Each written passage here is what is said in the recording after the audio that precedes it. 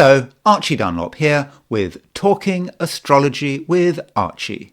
In this video, I'm going to be looking at the week starting on Monday, April the 15th, 2024. And this week runs through until Sunday, April the 21st, 2024.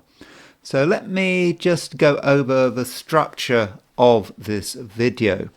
I'm going to be starting off by looking at the main astrological events as the week progresses, so blow by blow.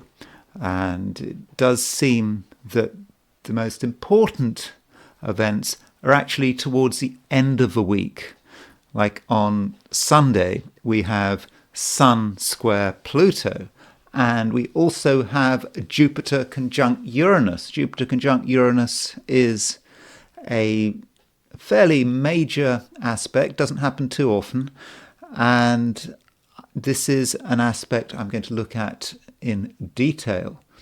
So having covered the week in a blow-by-blow sense, I'm going to zero in on Jupiter conjunct Uranus. I'm going to consider what it might mean in a horoscope, what it might mean for the world, and I'm going to look at a few people who have got Jupiter conjunct Uranus in their charts, and some of them you can see on the thumbnail for this video. For example, we've got Tucker Carlson has Jupiter conjunct Uranus, Steve Jobs had Jupiter conjunct Uranus, and Edward Snowden has Jupiter conjunct Uranus in his chart.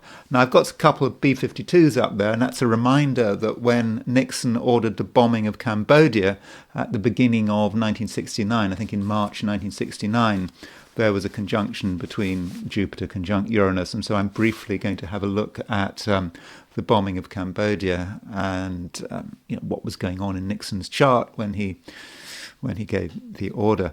So having done that, I'm going to look at the I Ching, and so my I Ching reading is going to have 4 sections. The first section is going to be a general reading. Then I'm going to look at the I Ching from a perspective of money, and then career and business, and finally relationships. And I would remind you that the I Ching reading is optional. Well, of course, it's always optional, isn't it? You can turn this video off whenever you like. You don't have to be watching me if you don't want to. But if you don't want an I Ching forecast, it only applies to people who watch the video, who actually watch that particular section of a video relating to the I Ching. So when you come to the I Ching forecast, that section at the end of a video, and you don't want an I Ching forecast, you can just stop watching the video there and then. So that's the structure of a video. So what I want to do now is start off by looking at the astrology of this week. So what you have here is the start positions. What's going on right at the beginning of a week, April the 15th, set for New York. And so this just gives you an idea of how we start. So we start off with Jupiter, where there's a Jupiter-Uranus conjunction. You see it's pretty close. It's about 1 degree off. And I think we'll be starting to feel it, this Jupiter conjunct Uranus. Jupiter conjunct Uranus is about the general principle of freedom. We want to break free from something, and we really want to express ourselves, and we don't want to be burdened. And it may be the case that we actually have an opportunity to break free. And I think in many cases it can be quite a constructive energy, but it's not always constructive. We shouldn't forget that it did coincide with Nixon's ordering of a bombing of Cambodia. So there can be, in certain cases, something quite violent about Jupiter conjunct Uranus. wanting to do something. We don't care about the resistance. We don't care about the public opinion. We just have to do it. So that represents a broad tone for the week.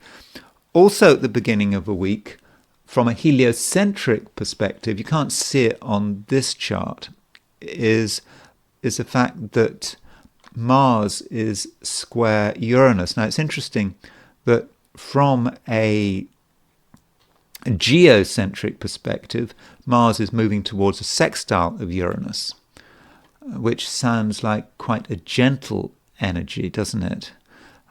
Yes, wanting change, wanting to uproot things, but not in an overly dramatic way. But if we look at the beginning of a week from the perspective of from a heliocentric perspective, there's Mars and there's Uranus. So right at the beginning of a week, this is with the Sun at the center of the solar system. This is the way it should be. And there's Earth at 25 Libra. And the situation at the beginning of a week, there's Earth making a quincunx to Jupiter, and also Mars is at 21:45 Aquarius, and there's Uranus at 22:47 Taurus. So Mars is about 1 degree away from the square of Uranus. So over the first few days of a week, Mars will be making that square to Uranus. And with that square, we can expect elevated levels of tension. It could be quite a violent placing, this Mars square Uranus. So I think we have to be careful, though, as I always say with these heliocentric positions, it's not very personal. Heliocentric charts don't even have a moon in them. They certainly don't have an ascendant. Okay, you could put a moon in a heliocentric chart, but it would be exactly the same place as where the Earth is. But I think because it's not so personal, the Mars square Uranus may say more about the world in which we are living and its violence and its instability. I mean, who knows what's going on in the Middle East? So often in the Middle East, when you see a big crisis starting to form, like we're having now, is Israel going to retaliate? Is Iran going to retaliate against Israel's attack on its consular building in Damascus? When was that? A week or two ago. That's a view. Probably not. I don't know. I haven't really looked at it, but they might. And I'm not going to give an absolute answer to that. And they do say that, Iran perhaps takes its time, but the Middle East it's boiling, and that may be how Mars square Uranus manifests it. But so often when people think that something really terrible is going to happen in the Middle East, it doesn't happen. Somehow people back off. But we mustn't forget that Mars is making a square to Uranus, and that is going to encourage people to do things that are hasty. And as I always say, individuals have more freedom than governments and politicians. Might not sound like it when you think a powerful politician has got a lot of freedom. No, powerful politicians are just tools of the cosmos. And so they may be influenced by this Mars square Uranus. And yes, on Monday we have a quincunx between the Earth and Jupiter. In fact, that quincunx is actually going to be on Sunday, but we're still going to feel it on Monday. Beginning of a week, it does represent one of the things going on. So Earth, quincunx, Jupiter. Again, it can encourage people to act in a rather excessive kind of way. So let me just go back to the geocentric chart. So what I'm really saying is that Mars square Uranus, it's an important event, and arguably it's the most important event of the week. But remember, it's a Mars square Uranus heliocentric square. So it's heliocentric. And so the first sort of regular aspect that we get, Tuesday, Mercury Mercury semi-sextile Mars. There's Mars. Mercury goes back, makes a semi-sextile to Mars. Semi-sextiles tend to be a rather difficult aspect. Not super stressful, but Mercury semi-sextile Mars is about the struggle to communicate. We're trying to say something and we feel we might have to use extra power to get our message across. So people might be a little bit rude and hasty in what they say, and we might feel that we can't properly get our words and thoughts across, and so we have to do something to get attention. And this feeling of slight frustration is further emphasized on Wednesday, when Venus moves on and makes a semi-sextile to Saturn. So another semi-sextile aspect, Venus in Aries, semi-sextile Saturn in Pisces. Saturn puts a brake on Venus. Venus wants to relate, wants to meet people, wants to be out there in the world, but Saturn is saying no, you can't do it. Saturn is a bit of a frustration there, and I think that might be an overall theme at the beginning of a week. In fact, if you're moving on to Thursday, Sun semi-sextile Neptune. So there's the Sun in Aries, moving towards a semi-sextile Neptune. That's a feeling that, Sun in Aries, we really want to express ourselves. We really want to take the initiative. But it's semi-sextile Neptune. Neptune represents something rather difficult and chaotic that we suddenly have to start dealing with. And how are we going to express ourselves in a clear, assertive way, and also deal with the complications and perhaps deception represented by Neptune? There's always a way to get around it, but it may not be easy. So as we move on to Friday, we get a conjunction between Mercury and Venus. Now, there's Mercury at the beginning of the week, going retrograde. Venus is is obviously direct, and they're 8 degrees apart at the beginning of the week, but they're both moving towards each other. And so there's your conjunction between Mercury and Venus. I regard Mercury-Venus conjunctions as being fortunate. They are about ability. They are about expressing one's talents. And, we can be very clever with Mercury conjunct Venus. We can show the world what we can do. And it's certainly not a time to be modest about one's artistic and creative and business abilities. If we've got these abilities, it's just important we use them, because we have an opportunity. We've got the talent, plus we've got the audience. So I hope that we're all able to make the most of Mercury conjunct Venus. Also on Friday, we get the Sun moving into Taurus. So is that really right? It seems a bit early for the Sun to move into Taurus. Yeah, the 19th. Sun moves into Taurus. I suppose it's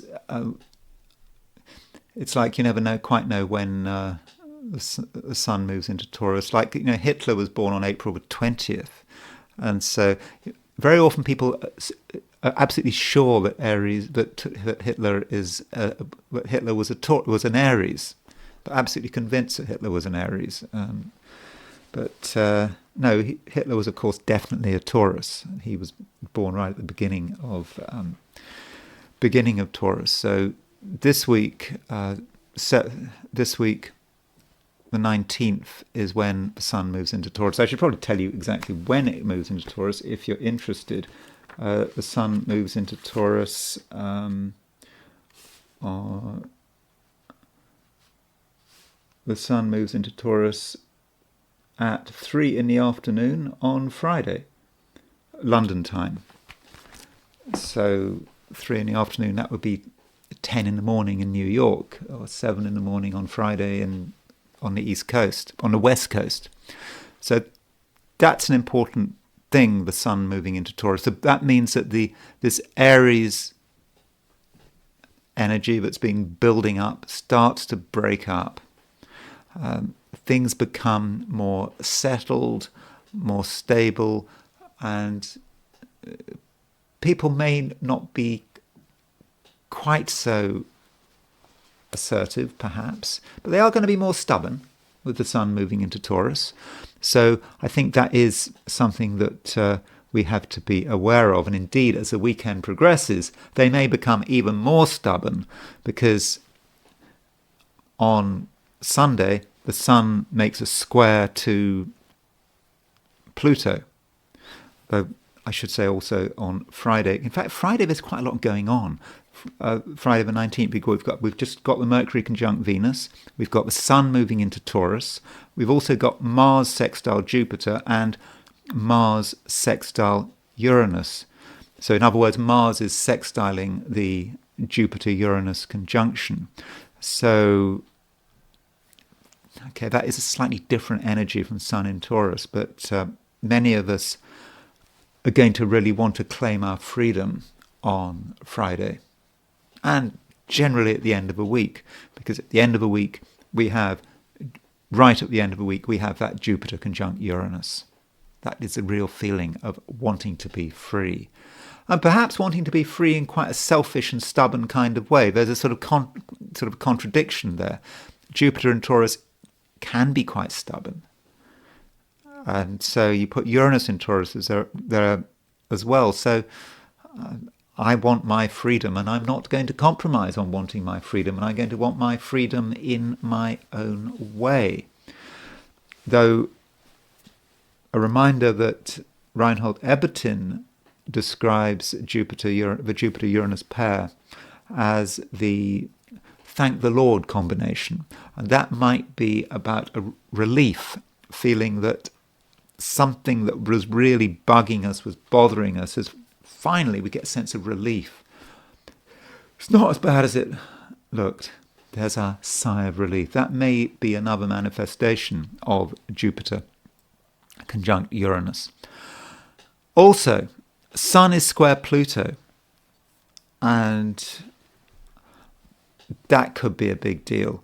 You know, I've said that Sun moving into Taurus can be quite stubborn, and so if you put Sun in Taurus square Pluto, you can be super stubborn. You can be stubborn to the point of obsession with Sun square Pluto.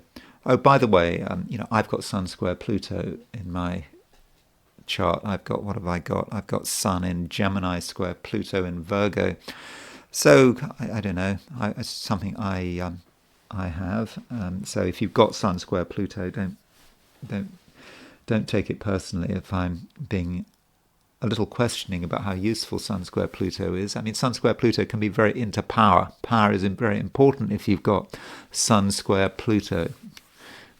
Ask Justin Trudeau. He's got Sun square Pluto. So that's how the week ends, with the Sun square Pluto, and people being quite stubborn, quite power obsessed. And I suppose it can be useful if we really want to assert ourselves. Although if we're unassertive and we just want to just sort of do nothing, be ourselves, then the Sun square Pluto might impact us. We might feel that there are other people trying to assert themselves. So it's not just us, it might be someone else. So maybe the question is, who is doing the asserting? If we are not assertive, then someone else is going to be assertive. And somehow we have to get the balance right. So that's the main events this week, as I see it. And what I want to do now is look at the Jupiter-Uranus conjunction. So this is a Jupiter-Uranus conjunction. I've set it for the moment it becomes exact. So London time, it's on Sunday, April the 21st at 3:27 a.m. And given what's going on in the world, we shouldn't necessarily think that the Jupiter-Uranus conjunction is going to be a good thing. I think on a personal level, it might actually be quite a good thing. It might be quite useful. But on a collective level, it may represent, the exercise of power, people feeling that there are no restrictions on what they can do. And so it might be problematic. And it's just interesting that we've got Jupiter conjunct Uranus at the same time as Mars is sextile Jupiter. There you can see Mars. Mars is actually sextiling this Jupiter-Uranus conjunction. And so I mentioned that before, but now we can see it clearly in the chart. So at the end of the week, Mars was moving towards this sextile of the Jupiter-Uranus conjunction. And so some people are going to feel that there should be no limits on what they can do. And governments may feel that there's no limit on what they can do in terms perhaps of the use of force. So we need to look carefully at what is going on in Gaza or Ukraine or perhaps somewhere else. And that was a question I had. Where in the world is this Jupiter-Uranus conjunction going to have most effect? So I did actually set up an astro map. I'm not saying I got much from it, but this is the precise moment that the Jupiter-Uranus conjunction became exact. And so I was just looking at the world, where might things be going on? So I noticed that you see this yellow line here. This is these are all the places where Jupiter and Uranus are on the descendant.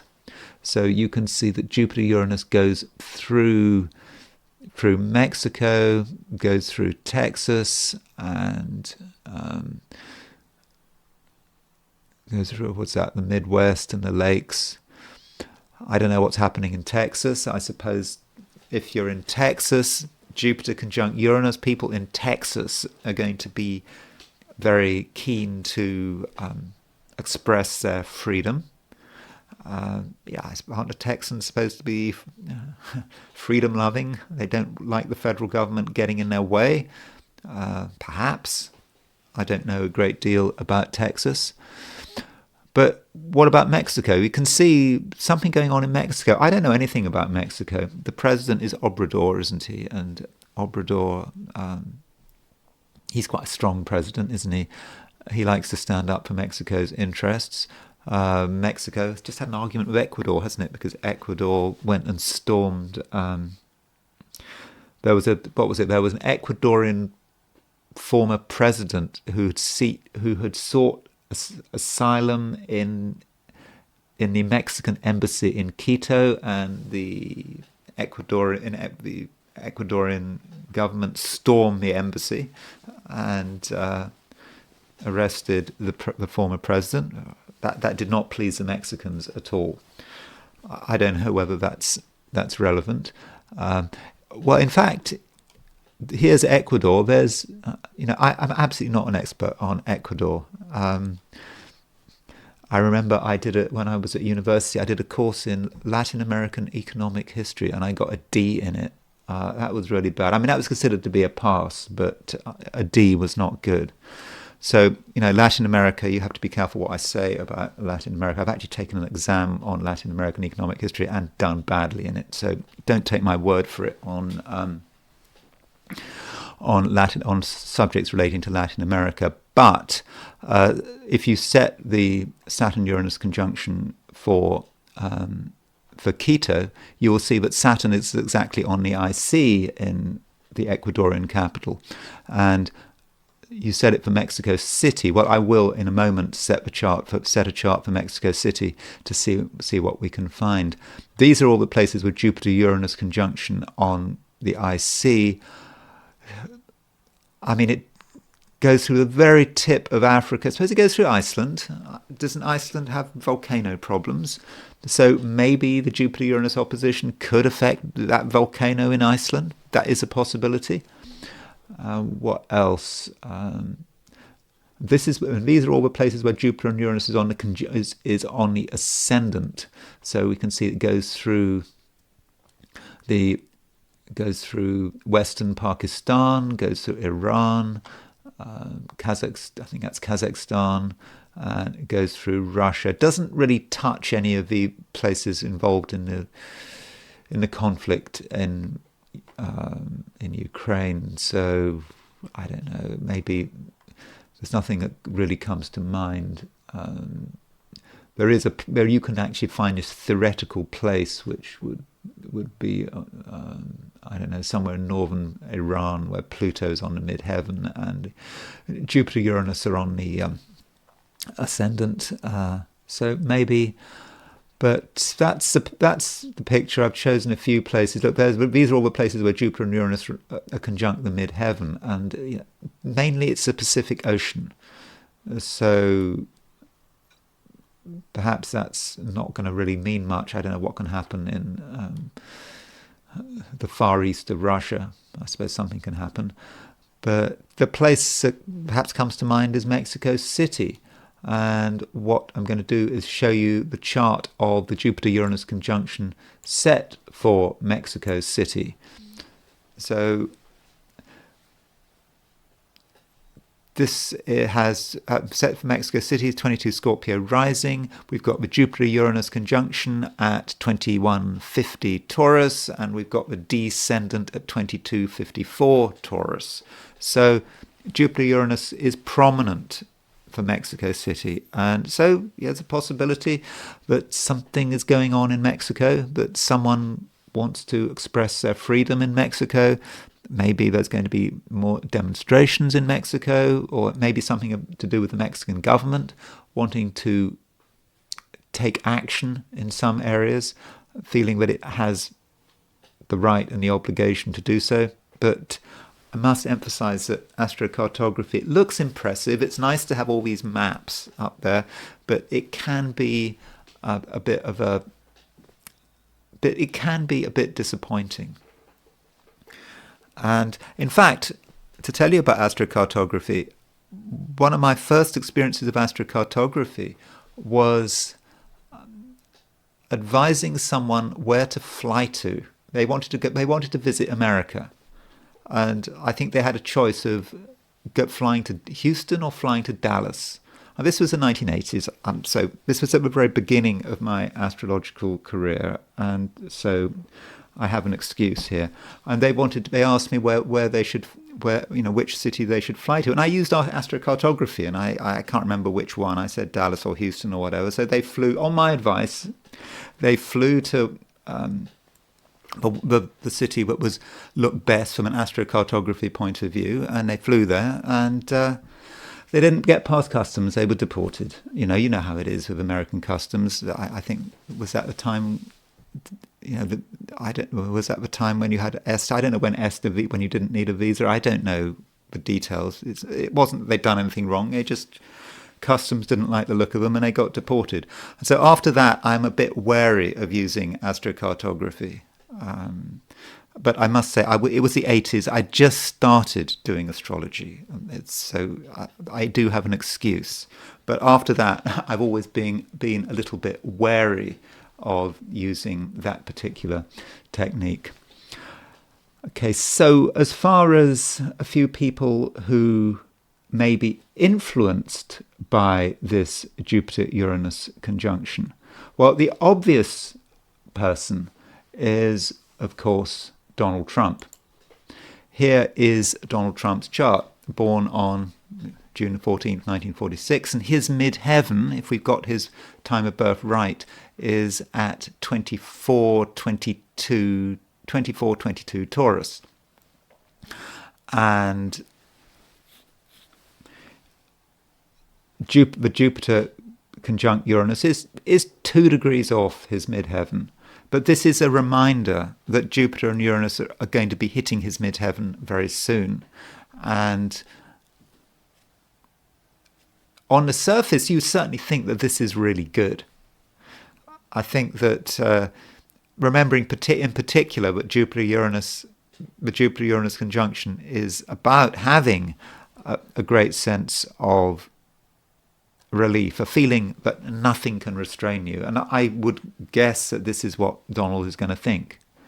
No holds barred. Though one shouldn't forget that Jupiter on the midheaven is not always a fortunate aspect. In my experience, Jupiter on the midheaven can be about the beginning of a job, and it can also be at the end of a job. I remember when I was doing horoscopes for a cell phone company in the UK. I did it for 12 years, and I got this contract, and the contract, I got it for 12 years of work. It was good. And I got this job just as Jupiter was conjunct my midheaven, and I lost the job, lost the contract pretty much 12 years later, again when Jupiter was conjunct the midheaven. So Jupiter can represent changes in position. Of course, what job has Donald got to lose? And indeed, he's trying to get another job. In other words, he wants to be president. Of course, Jupiter will be in Gemini by the time of the presidential election, but we do have a Jupiter conjunct Uranus on his midheaven. And is that going to be good for him? It's certainly going to make him very impulsive. And he's going to feel that he's got nothing to lose. I suppose, I don't know. I don't know how much bearing it's going to have on whether or not he's going to be elected president. Because, as I said, by November, Jupiter will be in Gemini. But I think it may have a big influence on him and how he conducts his campaign and what he does. And I think he's going to have a great need for attention, not just at the end of this week, but over the next few weeks as Jupiter and Uranus move towards the exact conjunction with his midheaven. So that is an important theme for Donald. Another person who might be impacted by this Jupiter-Uranus conjunction is his wife, Melania. There's Melania's chart. We don't have a time of birth for her, but she has got her Mercury at 2218 Taurus, so she's going to have this Jupiter-Uranus conjunction on her Mercury.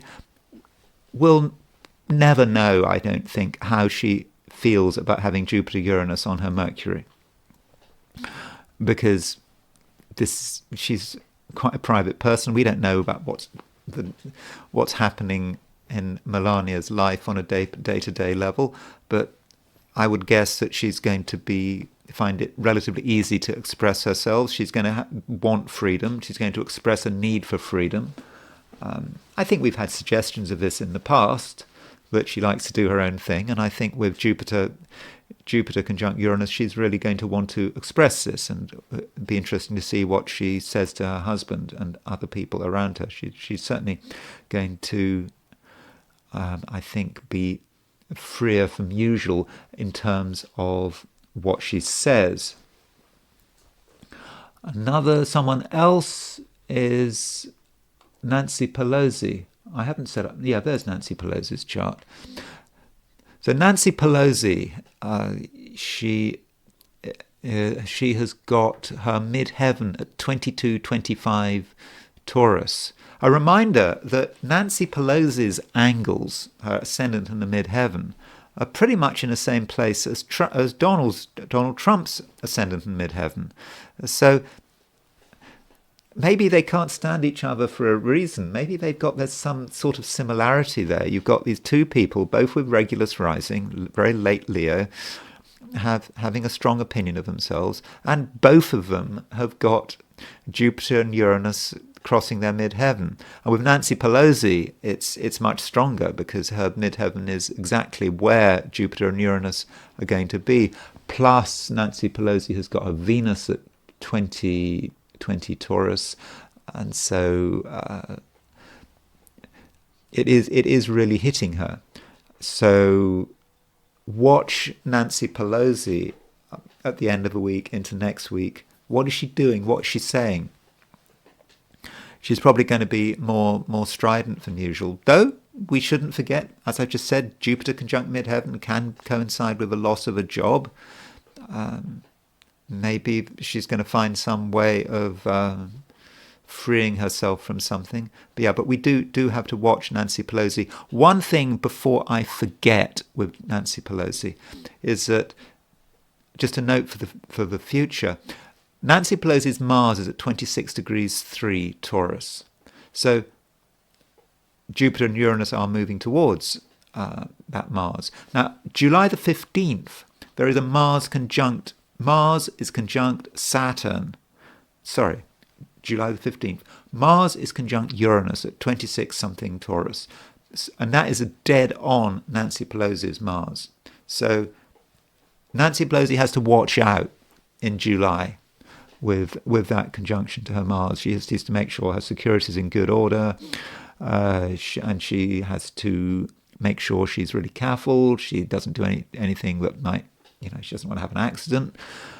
So she does have to be careful in July. So that is a note for the future with Nancy Pelosi.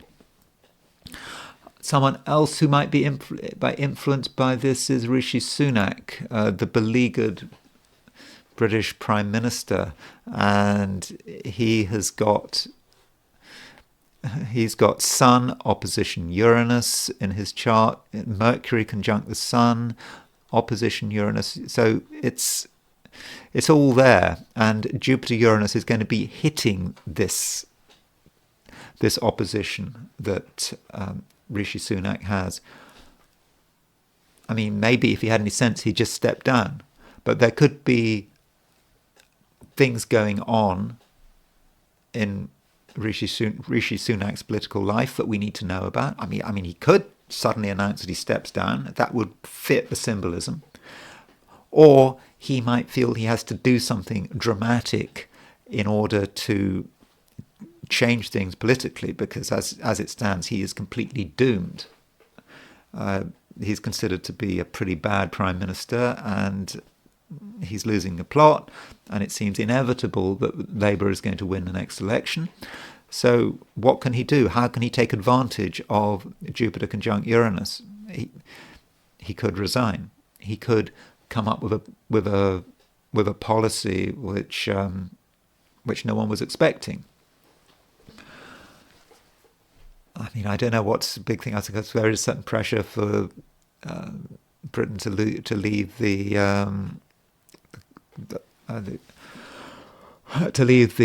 European Court. What's it? The European Court of Human Rights. Maybe something to do with that. Or maybe it's just an external event. Jupiter-Uranus can just be about that. Just can be something from outside, just happening. Okay, so those are a few people: Donald Trump, his wife Melania, Nancy Pelosi, Rishi Sunak, who I think could be impacted by this Jupiter-Uranus conjunction. And I now want to consider it from a perspective of what it might mean just to have it in a chart. And I kind of wanted to start with the decision to bomb Cambodia. So this is March 16th, 1969. I believe this is the date when Nixon made the decision to bomb Cambodia. So the way it worked was that the Viet Cong, correct me if I'm wrong, but the Viet Cong had bases in Cambodia, and there's this question mark about whether America should bomb these bases, because the United States wasn't at war with Cambodia. Why would they didn't have permission from the Cambodian government to bomb Cambodia? Who was in charge in Cambodia? Was it Prince Sihanouk? I don't think they'd consulted with Prince Sihanouk, and there was a worry that if they told Congress they were planning on bombing Cambodia, Congress wouldn't be too happy about it. So it was done with a certain amount of secrecy, and there was a view that it was illegal. So nonetheless, Nixon made a decision to bomb Cambodia. And I think he made a decision on March the 16th. The bombing itself started on March the 18th. And at the time of the bombing of Cambodia, there is the Jupiter conjunct Uranus. And conjunct the South Node. So conjunct the South, Jupiter conjunct Uranus, conjunct the South Node. Perhaps when Nixon made that decision, I'm going to do it, I'm going to bomb Cambodia. He'd only just been president. I mean, he only just became president in January, so he'd only been in the Oval Office for 2 months. And he might have thought, yeah, I'm going to do it. Great sense of relief. Got that decision out of the way. But it's on the South Node. Indicates that perhaps it wasn't necessarily the right decision to make. And we might want to look at how this impacted Nixon. So here's Nixon's chart, born January the 9th, 1913. And I wanted to just see, what was happening when he made the decision to bomb Cambodia. I mean, it may have been March the 17th. I think it was March the 16th, but I'm only looking at outer planets, so the exact date doesn't necessarily matter. So Nixon's chart is in the middle, and the decision to bomb Cambodia is on the outer wheel. So there is a Jupiter-Uranus conjunction. There you see Uranus was trine his natal Uranus. So he had Uranus trine Uranus. So when you got Uranus trine Uranus, and if you're president of the United States, okay, the conjunction wasn't exact, but when you've got that energy, when you finally you've got this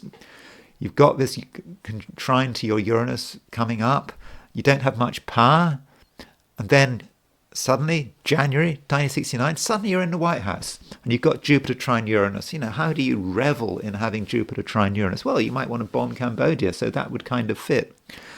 And this Jupiter-Uranus conjunction was square his Mercury and square his Jupiter. So he had Jupiter square Jupiter, he had a Mercury-Jupiter conjunction. In fact, it's Mars, Mercury and Jupiter together, so he had Mercury on the Mars-Jupiter midpoint. So this is a potentially quite aggressive way. Of course, Mercury, there's his Mercury-Jupiter conjunction. Nixon has a lot to say. Capricorn, very realist, gets down to the basics. If you look on YouTube, I'm noticing Nixon all over the place. I think the Nixon Foundation is pushing out videos of Nixon's words of wisdom. I mean, to be honest, if you listen to Nixon on YouTube and you have an open mind, regardless of what he's saying, he is a lot more intelligent and a lot more articulate than the current crop of politicians. I mean, I don't agree with him, but he certainly articulates himself very well and comes over as being quite reasonable, even if he's not being reasonable at all. And so there's his Mercury conjunct Uranus, and there was this Jupiter-Uranus conjunction hitting it, and that perhaps encouraged him to make the order to bomb Cambodia and really assert his freedom from Congress. And that was, of course, a mark of his regime.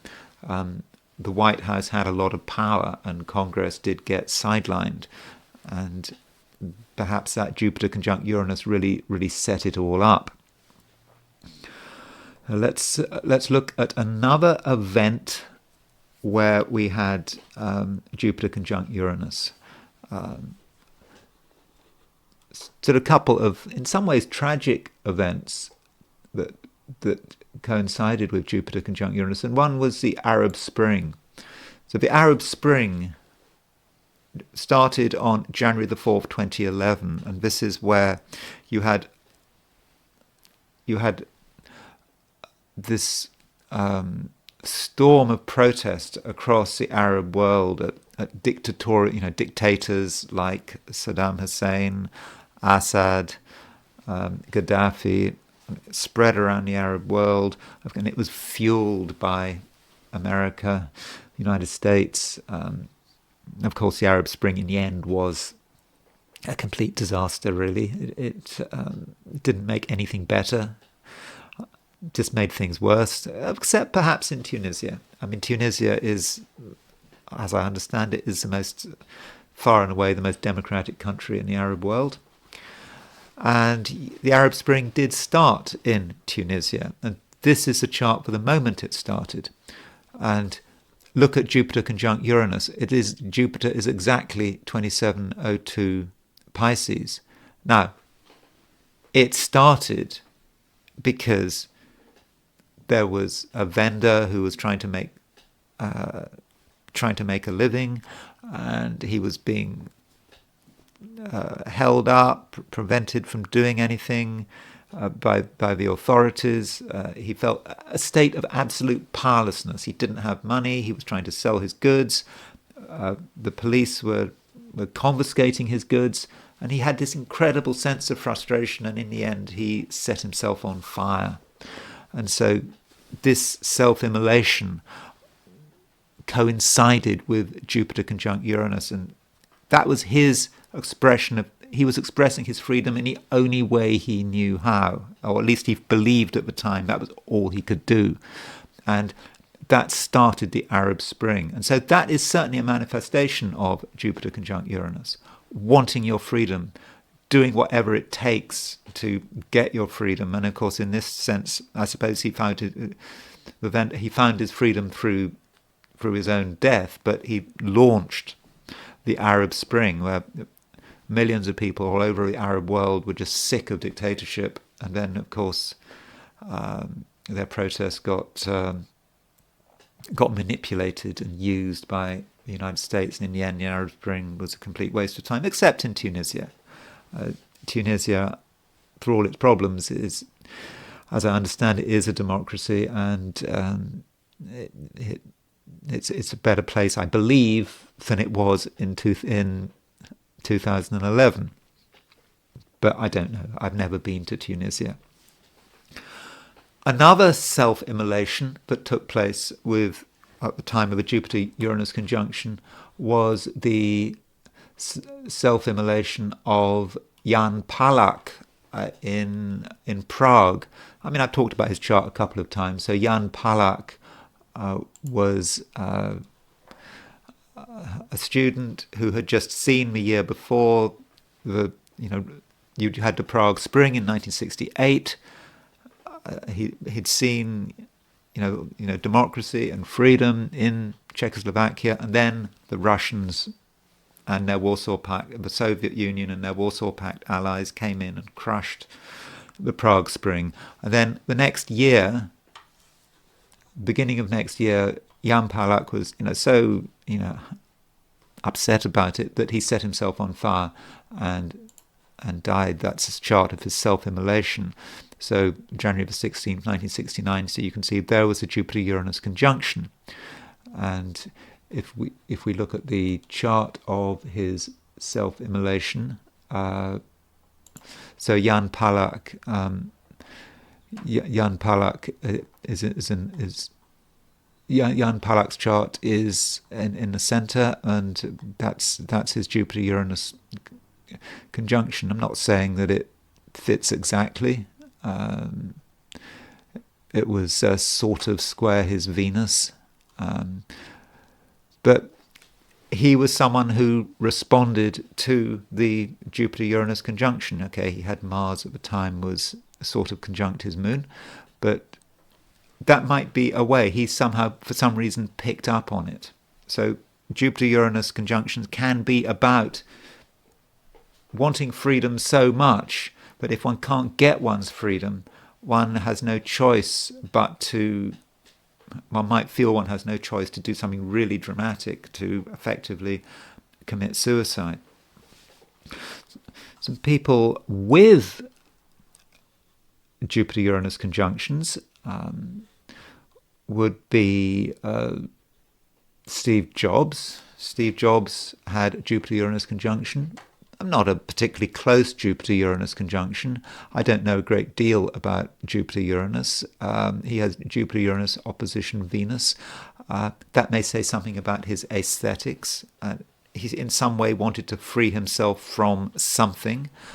I suppose Jupiter-Uranus conjunction could be regarded as being inventive. Of course, I know that some people would say that that Apple and Steve Jobs were not inventive at all, that they were derivative. There's always something in technology. It's very difficult to be an innovator in technology, but the supporters and the fans of the late Steve Jobs would probably say, oh yeah, Jupiter-Uranus conjunction, he was a real trendsetter. And I suppose in a sense he was, with iPads and iPhones and all of that series. In fact, though, I've never really bought an Apple product in my life. I did buy a connector once. It cost me about $5. So I'm not really into Apple. So I know that some people really are into it, and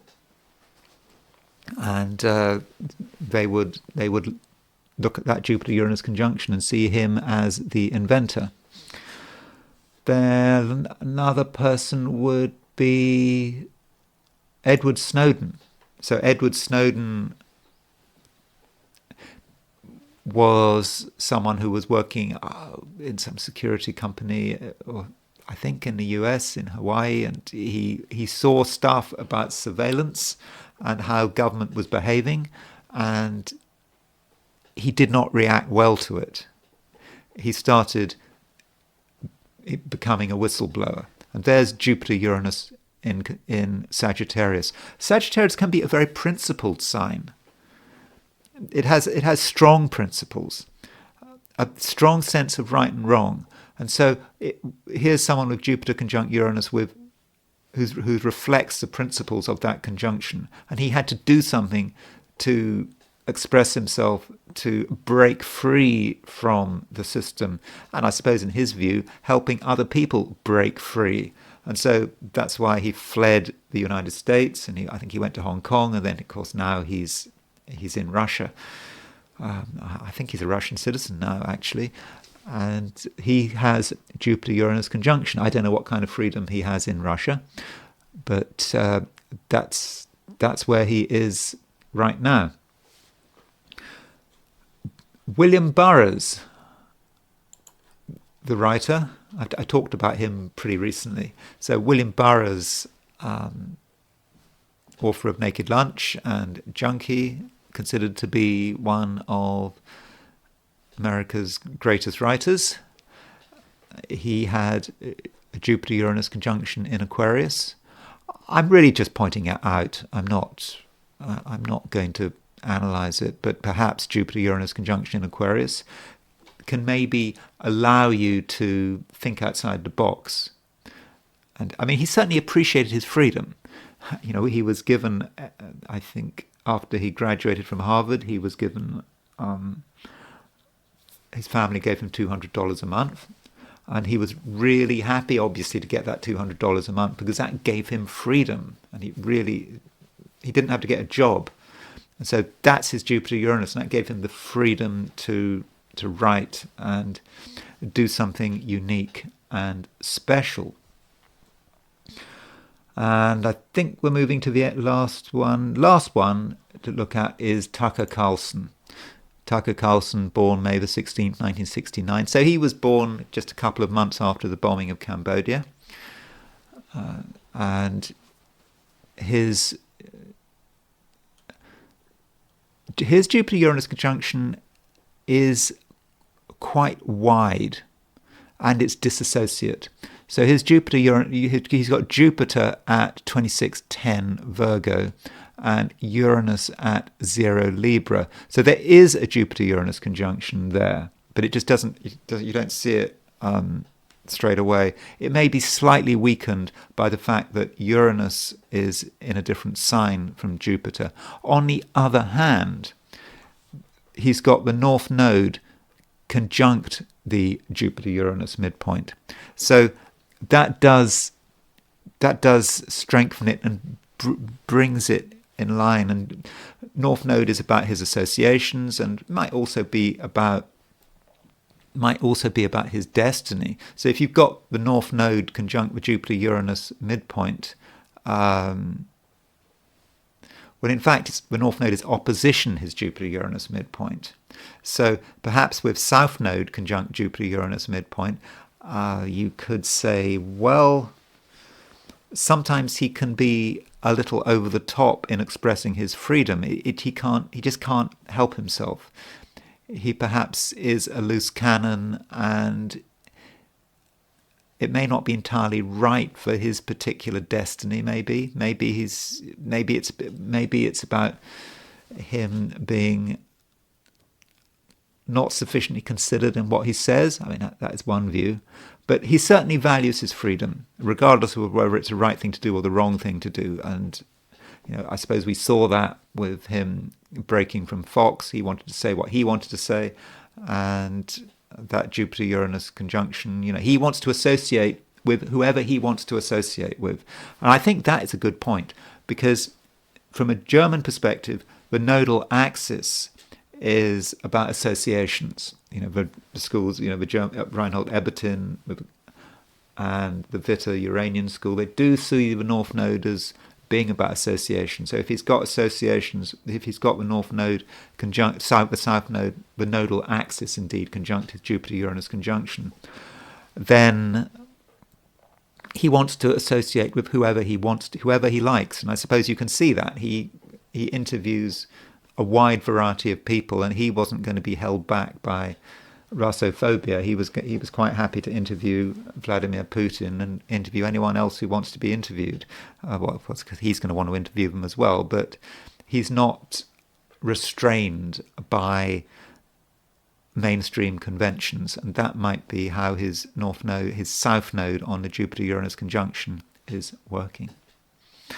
That's Jupiter-Uranus, and I'm now going to look at the I Ching, just a reminder that there is no obligation to continue with this video. If you do not want me to look at your I Ching, then indeed, if you don't want me to give you a forecast, because I formulate the question is, what is the week going to be like for those watching the I Ching segment of this video? So if you don't watch the I Ching segment of a video, you are simply not part of the forecast. So if you don't want me to do a forecast for this week, then just stop watching me now. So if you're still here, I'm now going to look at the week ahead, and I'm going to divide my forecast into 4 sections. I'm going to do general reading, then I'm going to look at it from the perspective of money, then career and business, and finally relationships. So the first hexagram I got was hexagram number 2, which is the receptive. We're not here this week to be wildly assertive. That's not what it's about. It's about picking things up. I mean, on an emotional level, trying to understand what's going on in the world. If we try to be a leader, especially at the beginning of a week, to take the initiative, then I think there's a high chance that it's going to backfire, because that's not what we're supposed to be doing. And so we just have to look at the signs. And we do see some signs, because there are 2 lines moving, the bottom line and the 4th line. So if you look at the hexagram from a perspective of having 2 trigrams, so the trigram that's one, the bottom trigram and the top trigram. The bottom line of the bottom trigram moves, and the bottom line of the top trigram moves. And so that first line, that bottom line moving, is about seeing the first signs of winter. Of course, I understand it's spring, but I mean that, of course, in a metaphorical sense. Possibly make more sense if you're in the southern hemisphere. We see the first signs of winter. We see the very first signs of decay. Other people might not see it, but it's there. The dark elements are getting stronger. And we perhaps have a certain advantage because we can see this. And we can perhaps start to prepare ourselves for it. And then the fourth line from the bottom moves. And this talks about a sack, something tied up in a sack. And this is suggestive of a situation where we have abilities. We have, of course, remember there's a Mercury conjunct Venus this week, so we've got these abilities. We've got all these things that we'd like to show the world, but it's telling us that for one reason or another, we're keeping our abilities to ourselves. We may feel that no one cares, that there's a general lack of appreciation for our talents, that we just can't get them out into the open, or we just might feel we don't want to. We just don't feel in the mood, and so it's not necessarily a good or a bad thing, because the I Ching says no blame. It's okay to keep one's abilities and talents and skills to oneself. One does not necessarily have to show the world, and I don't think we're going to want to show the world. And even if we were to want to show the world what we could do, we might just feel that there's just a general lack of appreciation. And that's all in keeping with the fact that we've got this hexagram called the receptive. It's not about taking the initiative. It's about just standing back and understanding what's happening in the world. Now, because we've got two moving lines, that means we move to a second hexagram. And the second hexagram we move to is, I think it's the one we had yesterday. We had the one we had when I was doing the I Ching for the weekend. And that is hexagram 51. So you can see this. So going back to the receptive, bottom line moves, fourth from the bottom moves, and so we get to that, thunderbolts.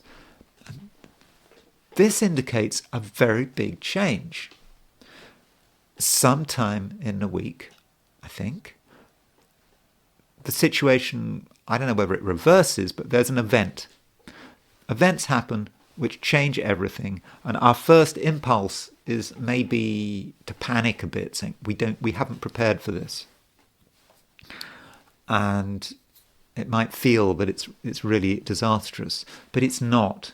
It's a situation that is quite possibly fortunate, even if at first sight we think it's very destructive, and so it may be that this receptiveness is only really about the beginning of the week, first few days of the week, and suddenly thunderbolts, remember, we've got Jupiter-Uranus conjunction, and we have got Mars sextile Uranus, Mars sextile Jupiter at the end of the week.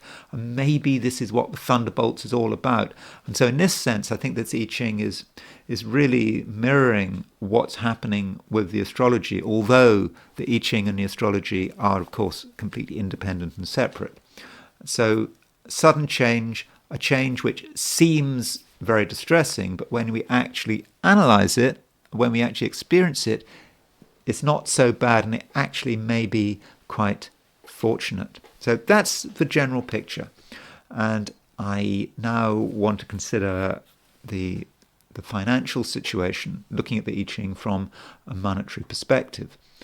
And so from a financial point of view, we start from a perspective of hexagram 2, the receptive. This is not a time to be taking financial initiatives, because we don't have all the facts. There may be pressure to put money in somewhere, in something, but do we know what we're doing? We might even have a good idea financially, but is it the time to tell people about our ideas? Is it time to spend money? Well, I must emphasize this video is for entertainment purposes only, but all things being equal, and I'm certainly not giving any financial advice here, but it might be a good idea to just hold back on doing anything dramatic in a financial sense. And remember, the bottom line is moving. And so from a financial perspective, we might start to notice that something is wrong. It might not be to do with our own personal finances. It may be to do with someone else's finances. It could be to do with the economy at large. But we start to notice perhaps that something is not quite right. Perhaps that means that there's an income source that maybe is not going to last forever. And then, we have to be aware of it. And then the fourth line moves. And that's about taking no action, having resources but not using resources. And so perhaps we're in a situation where we've got money to buy something. We're ready to buy it. We're ready. We've budgeted for it. But it's a closed sack. And it's a time when we actually don't do anything. We don't buy something even though we're ready to buy something. For some reason, we just don't feel it's the right time to be putting money on the table. Now, this hexagram moves, and it moves to, as you know, to 51 thunderbolts. And so from a financial perspective, sometime midweek, there may be a surprise. Something about our finances that we hadn't realized. At first, it could be a bit of a shock, but it does seem that there is some way in which we can take advantage of a situation. And it's possible with this hexagram that we might come across money unexpectedly.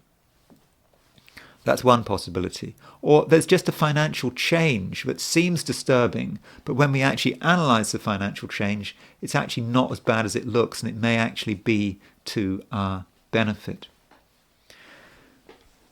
Moving on, and we look at career and business. I don't think that now is the time for taking massive initiatives. That's particularly if you run your own business, but you need to understand what's going on. People don't need to hear about your opinions, and if you're an employee, then yes, I'm sure you've got strong feelings, but is now the time to really express those feelings? Because I just don't think it would probably be appreciated. And it's not a time for leadership, unless you are a leader. Now, if you are a leader, and we've got the receptive coming up, then by all means exercise leadership, but be receptive to what's going on. Be receptive to the people under you. Be receptive to the world out there on which your company or business relies on. And with that moving line, there is a sense that something is not in good shape, that something is starting to decay. Now, that could manifest in a number of different ways. So if you are an employee, look very carefully at what's going on at work, because you may see the first signs that something is wrong. You hadn't seen them before, but now you're seeing it, and it's not going to get any better, and you are actually being given some warning. Now, in the worst situation, I suppose that could be something that in the end leads to losing a job, but I'm not saying it. Remember, this is a reading for just 1 week at a time. It's just a very short period of time. So, it's not like I'm talking about your year ahead. I'm talking about the week ahead. But there is a sense of something is going into decline, and you need to prepare yourself for it. And if you are perhaps running your own business and you're dependent on contracts, perhaps be aware that something that you'd perhaps taken for granted is going to come to an end at some stage. And just prepare yourself for it. Okay, it may not be coming to an end, but it's certainly going into decline. And that means that perhaps at some stage it may have to be fixed. Then the fourth line moves, and the fourth line is about not being able to express oneself. And I think that there may come a stage, if you're working, particularly if you're an employee, where you just feel that you're not recognized, that your talents are not being used. This might make you a bit upset, resentful, but I wouldn't worry about it. Remember, the I Ching says no blame. It's just that maybe you're not ready to fully express your abilities, or maybe at the moment your employers aren't interested. But don't take it to heart. Don't take it personally. And this hexagram, the receptive, it does move, and it moves to hexagram 51, which is thunderbolts. The Wilhelm I Ching, the Wilhelm translation of I Ching calls it the arousing. And suddenly something happens, something arouses from nowhere. And so in your working life, there could be a sudden change. Something might happen that you absolutely were not planning on happening. And at first you might think this is a disaster. But if you actually look at it rationally, you'll realize that it's not a disaster. It may actually be an opportunity. Maybe you can benefit from someone else's confusion. They don't know what to do. And maybe actually this is a point where you can actually start to engage your abilities. These abilities which used to be ignored now come into the fore because there is a crisis perhaps, or a mini crisis, or a situation where no one knows what to do, and you can step in and really show what you can do. And so I think towards the end of the week, you may be able to take advantage of a rather chaotic situation. And finally, there is relationships. Relationships of all kinds, not just romantic relationships, just any one-to-one relationship. And I don't think there is any need to take the initiative. It's just a time to be receptive, see what the other person has got to offer. Of course, it depends on the situation, doesn't it? Are we talking about a relationship that is existing, that's already in place, or are we maybe talking about a new relationship? I'm not convinced that you should be really desperately looking for a new relationship with the receptive. It's not really about taking the initiative. And remember also that the bottom line represents the awareness of decay. So bottom line is moving. So if you're in a relationship, to begin with, you may see the first signs that something is wrong. Now, that's particularly going to apply for a relationship which is relatively new. Now, if you've been in a relationship with someone for decades, then this is just a weekly reading. But still, something does seem to be wrong, and you're seeing the first signs of something is wrong. Now, if you're in a long-standing relationship, then of course that might just be about a change of behavior. Something has to change a bit to just make the relationship better. If you're in a relationship if you've been in a relationship with someone for a few days, then maybe that's the first sign that you're realizing this relationship isn't going to work. And again, I'm not just talking about romantic relationships, any kind of relationship. Just getting a feeling that it's not quite right. And also, going on from that, fourth line moves, and that's in a bag. Everything, who you are is in a bag. You can't, it's in a sack. That's what the I Ching says. And it means something cannot express itself. And I don't think that you're really in the mood for showing another person who you really are. You don't really want to show someone how clever you are, how wonderful you are, what a great sense of fun you've got. You don't want to show that. You don't feel that it's appropriate. Maybe it's just you. Maybe you just feel the other person's just not interested. So don't take any action in the first instance as far as relationships are concerned. And it does seem that certain relationships, particularly with shorter term relationships, may be starting to move into we get a sense of decline. But this hexagram, the receptive, it does move to hexagram 51, thunderbolts, and this indicates that some of your relationships you're involved in may undergo a very sudden change, a change which in the first instance may be a bit unnerving, but it's certainly a change for the better. It's not going to affect you. Because the I Ching talks about the sacrificial spoon with the incense, about to put the incense on the fire. There might be a lot of thunder, a lot of shock, but you don't spill any incense. So it's not going to disturb your peace of mind. You'll be able to deal with it. Now, this could work in so many different ways. It could be about a relationship suddenly coming to an end, particularly, again, a short-term relationship. It's a good thing.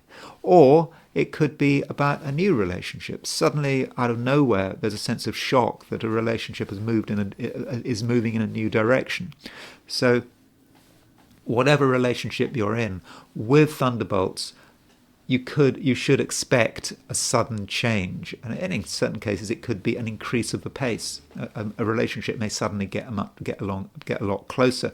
So you do have to a great extent consider the circumstances, and that is the I Ching, and that's my forecast for the week. I think with the I Ching, I've talked about the thunderbolts, and I think the thunderbolts, regardless of whether one's looking at the I Ching from the perspective of money, career, relationships, or just in general, the thunderbolts does really seem to chime with the Jupiter-Uranus conjunction at the end of a week.